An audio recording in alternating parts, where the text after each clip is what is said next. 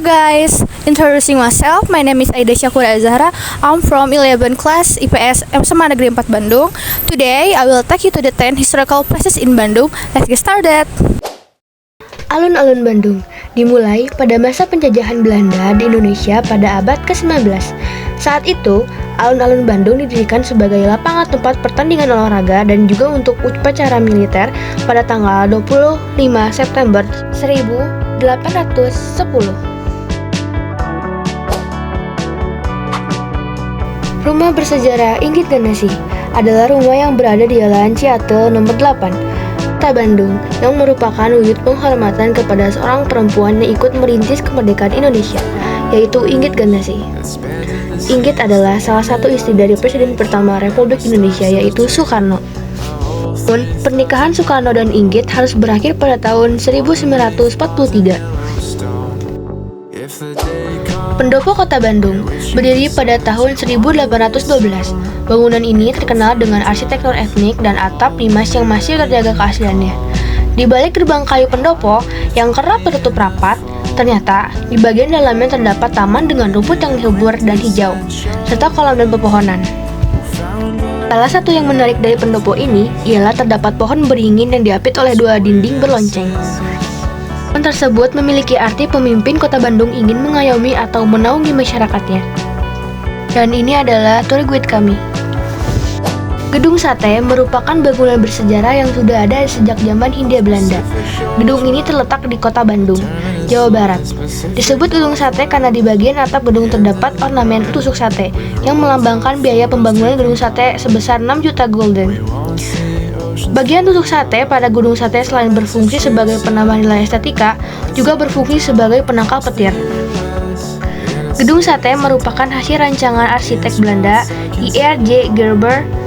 Gedung Sate menjadi unik karena gaya arsitekturnya memadukan gaya arsitektur barat dengan arsitektur timur. Gedung tersebut dibangun pada tahun 1920 dan rampung pada 1924. Setidaknya 2.000 warga Indonesia memiliki andil dalam pembangunan Gedung Sate, yakni sebagai pekerja. Museum Pos Indonesia. Namun sayangnya di sini museumnya telah tutup dan saya ditemani oleh Satpam. Namun saya akan menceritakan sejarah tentang didirikannya Pos Indonesia. Bangunan ini didirikan pada tahun 1931.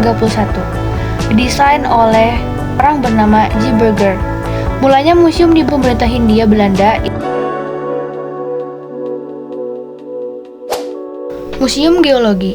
Museum ini memiliki koleksi berupa materi-materi geologi, mulai dari fosil, batuan, hingga mineral. Semua koleksi dan materi geologi di dalam museum ini merupakan hasil dari pengumpulan selama kerja lapangan di Indonesia sejak tahun 1850. Museum Geologi didirikan pada tanggal 16 Mei 1929. Dalam perjalanannya, museum pernah direnovasi dan dibuka kembali pada tahun 2000. Gedung museum didesain bergaya Art Deco, melibatkan 300 pekerja bangunan dan ditaksir menghabiskan dana 400 gulden.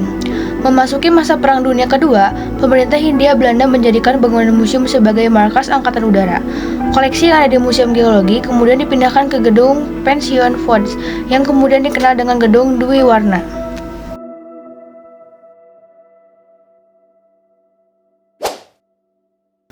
Monumen Perjuangan Rakyat atau yang biasa disebut dengan Monpera menjadi salah satu monumen yang cukup terkenal dari Kota Bandung.